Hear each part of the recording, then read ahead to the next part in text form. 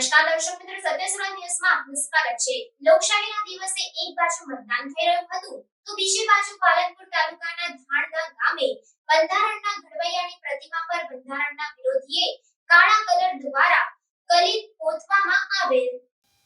એક બાજુ લોકશાહી માટે મતદાન થઈ રહ્યું હતું તો બીજી બાજુ લોકશાહી અને બંધારણના ઘડવૈયા બાબા સાહેબ આંબેડકરની પ્રતિમા પર અમુક બંધારણના વિરોધીઓ દ્વારા બાબા સાહેબની પ્રતિમાના ચહેરા પર કાળા કલર દ્વારા કાલિક પોતવામાં આવેલ।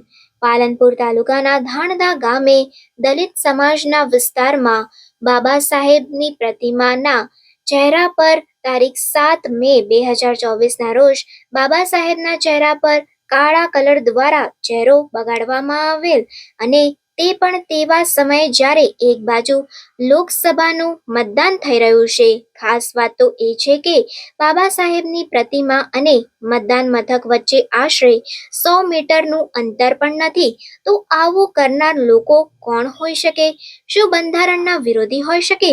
આ બાબતે પાલનપુર તાલુકા પોલીસ મથકે સમાજના યુવાનો અને પત્રકારો દ્વારા ફરિયાદ પણ નોંધવાઈ છે। અને બાબા સાહેબ જ્યારે કે અમારા ભગવાન જ છે, બરોબર।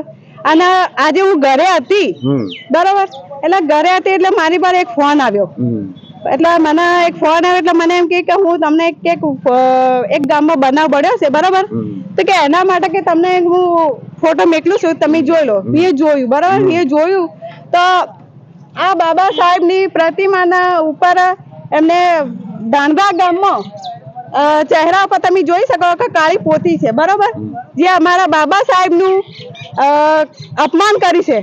જ્યારે કે ગામવાળા અમને જાણ કરી, બરોબર, પણ અત્યારે તમે જોઈ શકો છો કે આ ગામવાળા બધા ભેગા થયા છે, બરાબર, પણ કોઈ ઇન્ટરવ્યુ આલવા તૈયાર નથી। પણ હું દલિત છું એટલા માટે હું આજે પોલીસ FIR કરાવવા જઉં છું તાલુકા, કે હું સહન નહીં કરી શકતી મારા બાબા સાહેબનું અપમાન થાય એ મને બિલકુલ ગમે નહીં। એના લીધે જો મારે ઉગ્ર આંદોલન મતલબ કે ભૂખ હડતાલ પર બેસવું પડશે ને તો હું બેસીશ કે આ કોને બગાડ્યું અને એના કડક ની કડક સજા થવી જોઈએ, એના ઉપર કડક એક્શન લેવું જોઈએ। આના માટે હું ઉગ્ર આંદોલન કરીશ અને ભૂખ હડતાલ પર બેસીશ, બરોબર। અને મને એવું લાગે છે કે આ ગામ વાળાને જ્યારે કે કેમ બોલતા નથી, શું કોઈ ડર છે કે કોઈ બીજું કારણ છે?